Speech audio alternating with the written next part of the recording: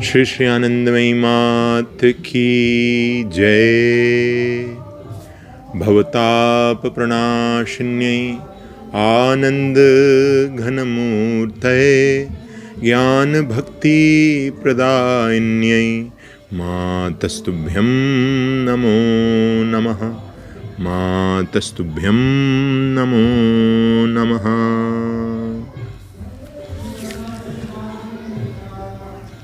So, we were discussing in the last session how the big leaders, the kings, the queens, they all were coming, and it's like flood of people.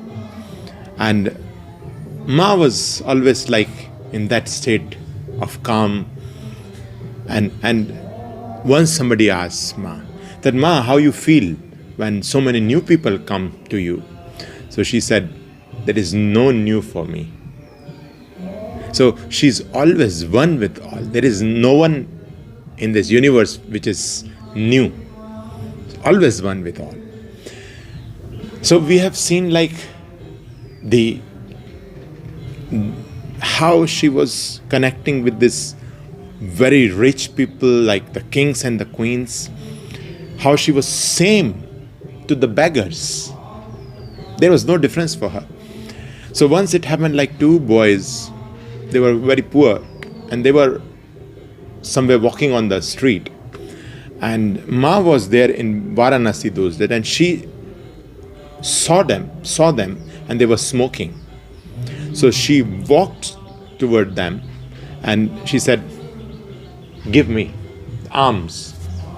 So they thought maybe she's begging for some money. So they were poor. They were not having much money. So they had just some rupee. So 1 or 2 rupee they just offered her. She said, no, this I don't want. So they said, then what you want? She said, what is in your pocket which you were smoking? So they literally offered her the cigarettes they were having. And she then asked some of the devotees to give them some sweets. And then later they found that they could not smoke anymore. She took their, like the habit, they were so much into this smoking that they could not drop this habit. And through Ma's grace, she begged and she took away this. Another case, there was a devotee of Ma. He came to one of her ashrams and somebody asked him that you are going to Ma, so you might stop smoking. He said, no, I'm knowing cigarettes more than your Ma. I have been acquainted with smoking much earlier than I met Ma even. So these were like his comments, I cannot stop smoking. Then eventually it happened that one day he met Ma, had her darshan, and after some time he felt this urge to smoke. So he went outside the ashram to smoke, and as soon as he lit the cigarette, suddenly somebody came and asked him that Ma is calling you, come quickly. So he threw down the cigarette and went to Ma. Then again after some time he went again to smoke. Again Ma sent somebody to call him. So it happened like 11 times he went out to smoke, and 11 times Ma at the same moment called him. And Ma, for her it was not like intentionally she was doing. It was just happening. And after that, the 12th time when he went, he felt like so embarrassed. He said, no, I'm not going to smoke anymore, and threw the cigarettes and just stopped smoking. So like this, her grace was unconditional. So many, doesn't matter a rich or a poor, all were getting this unconditional love from her. There was one very miraculous incident where Pandit Gopinath Kaviraj, he was very well known in Kashi, and he was like considered like, if you went to Kashi and if you have not seen you have not met Pandit Gopinath Kaviraj, that then the darshan of Kashi is incomplete. It was said like that. He was having the full command of 4 languages like English, Hindi, Sanskrit and Bengali. He wrote so many books on that, the spiritual path. So this highly evolved, great scholarly Pandit, he once brought one boy to Ma, and he said, Ma, this boy is very young, like 12, 13 years old, and he has learned this technique from his master to go out from his body. So he go out from his body, his subtle body comes out, and then he travels around in the world, in the different lokas, not just world, in this universe. So this boy just like asked Ma, are you going to come with me? We both will leave our gross body here and then we travel in the astral body in the different planets, different lokas.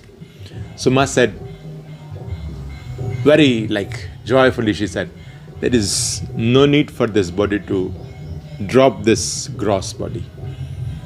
He said, how you are going to go with this gross body? She said, wherever, in whichever loka, in planet, wherever you go, you just remember this body. This body will come and reply your answers, give you answers. Wherever you go, in whichever loka, this body is going to reply your questions. So it happened that in the night he left his body, the gross body was there. In the astral body he went to different lokas. And in each place where he reached, as soon as he remembered Ma was there in her physical body. And she answered his questions. And he was amazed. And then in the morning when he came and told Gopinath Kaviraj that, I can't believe. Ma said, for this body, there is no gross and no subtle. It's all one. Because she was not having this 5 elements body. She was beyond the elements. Then as we are speaking about this 40, 41 and this time, in 42, Didi saw like many times Ma is coming again and again to Kashi, Varanasi, and she thought maybe we should have some ashram here because Ma was staying in Dharmshala, some rest house or somewhere like. So it was like Didi started looking for the land, but she could not find. For Ma, it was all same. She said this whole world is her home. No need for an ashram. But Didi and all the people around, they really wanted. So one day, Ma was traveling. She was in some, I think she was in Lucknow. And she was going to come from there to Varanasi. And it was the station, the train station. And there was a big map of Varanasi. So she came and she pointed Didi, this very spot on the map, here is going to be your ashram, which you are looking the land. Look in this place in Kashi. And it was, as Ma said, Didi was able to find the land they bought in very spot which Ma looked. And as I said in earlier videos also, each and every ashram has history, has amazing incidences, miraculous incidences of Ma's Leelas.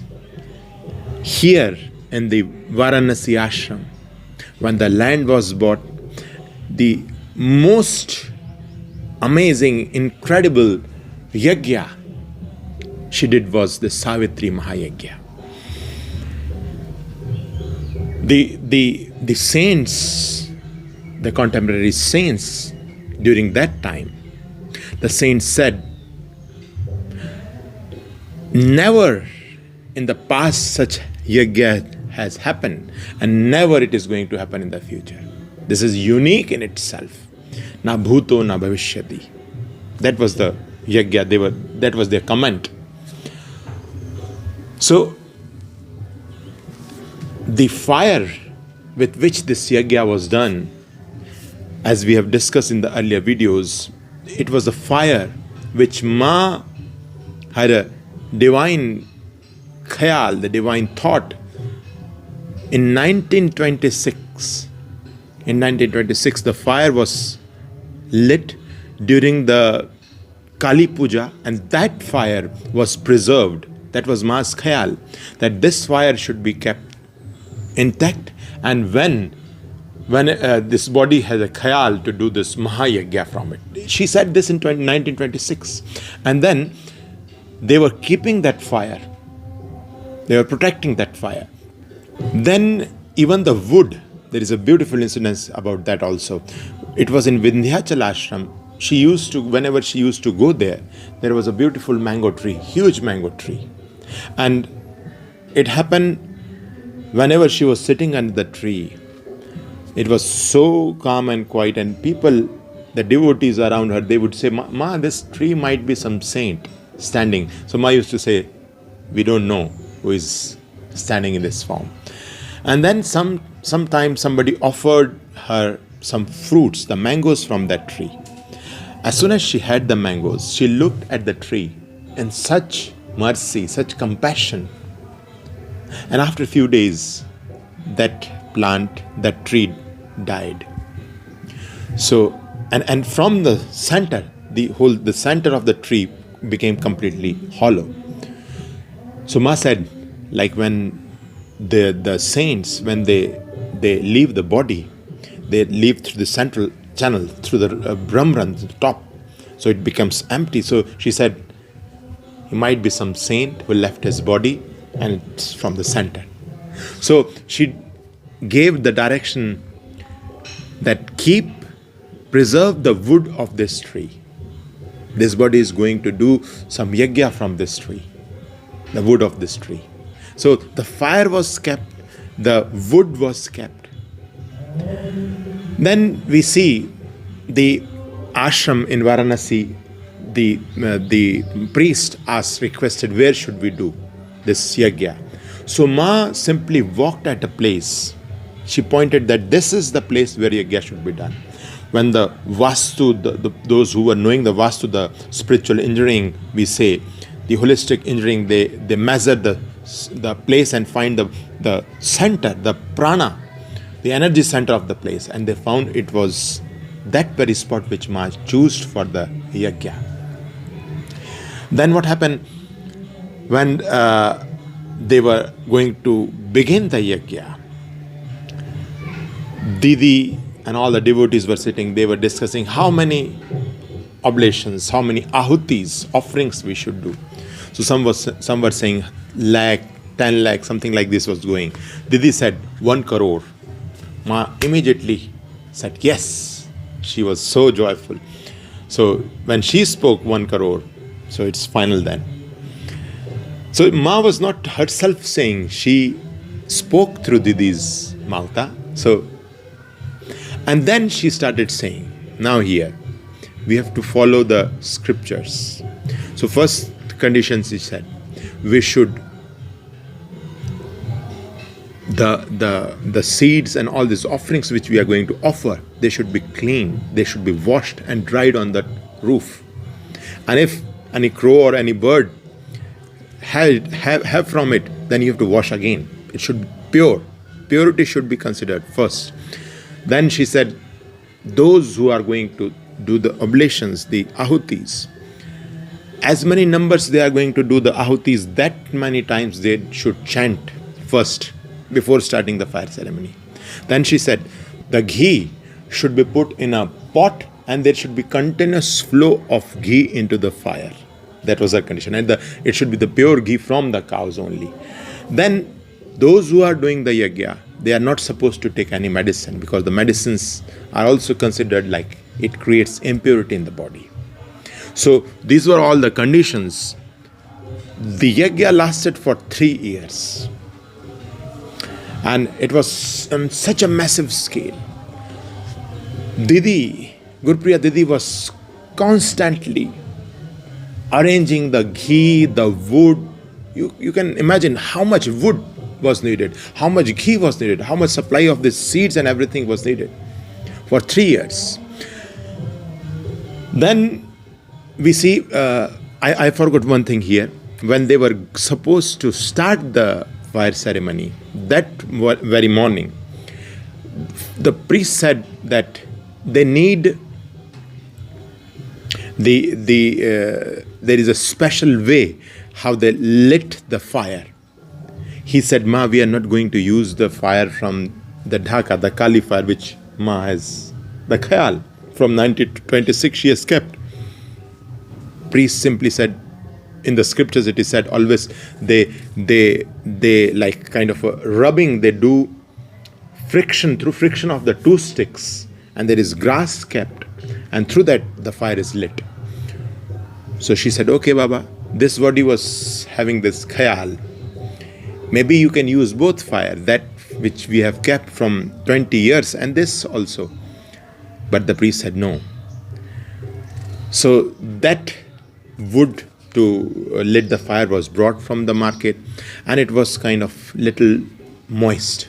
So in the night they kept it near the oven, which was completely off, and there was no coal, it was not burning, just near it, but it was enough warm so that the moisture of the sticks would go away.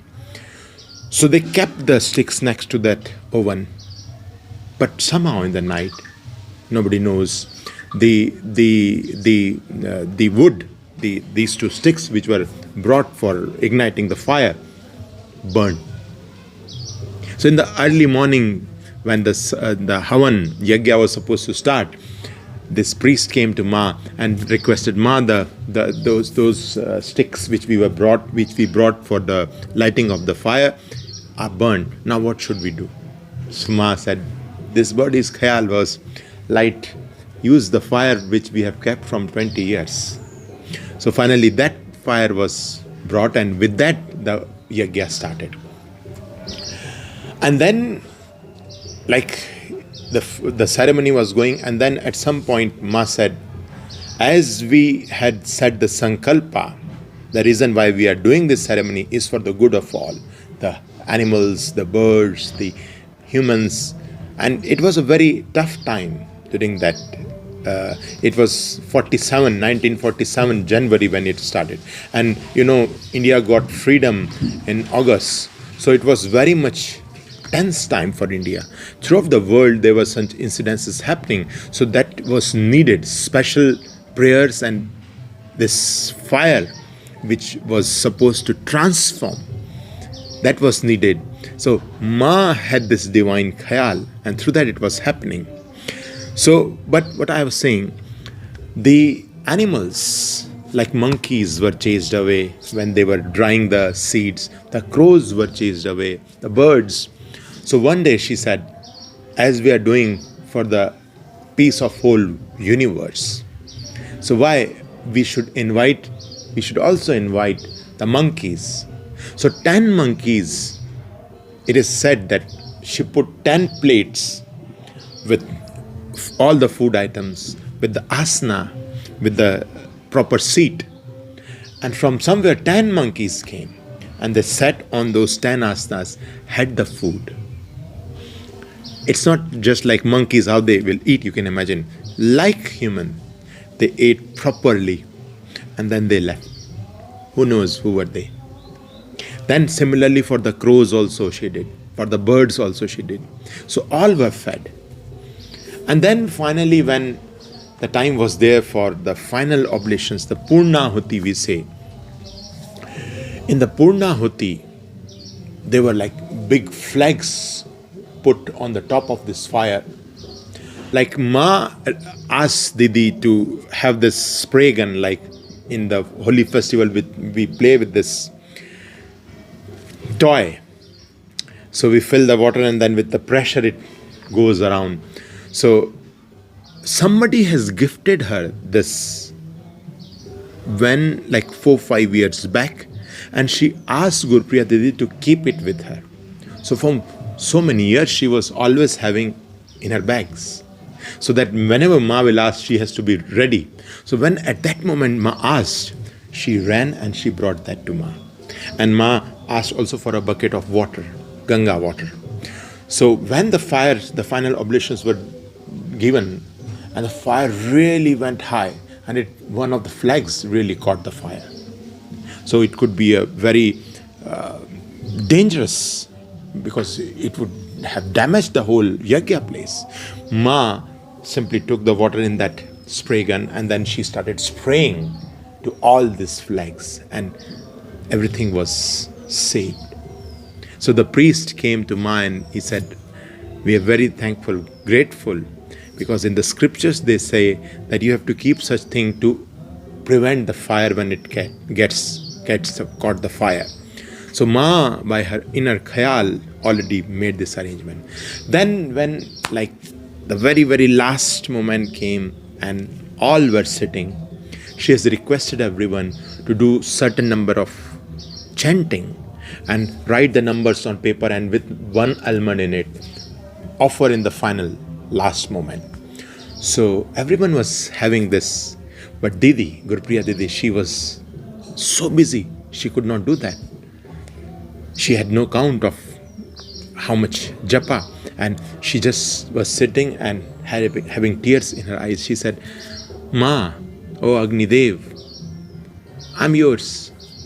I was doing all your work, all your seva you made me, and I could not do the japa. The number of set of numbers which she has requested. Now you know I'm yours. With simple heart, she did it. She had tears in her eyes. When the final oblation, people were offering this, and Didi was sitting with tears in her eyes. She suddenly saw the flames rising up, and from the flames, the form, the image of Agni Dev, the deity of Agni, came, and she was so surprised. And then she saw Ma also. She rose from her asana. She was also rising high, and here Agni Dev, here Ma, and then Agni Dev merged into Ma, and it was one, only Ma, and she was just saying Ma, Ma, Ma, Ma. So she had vision of Agni, the fire god.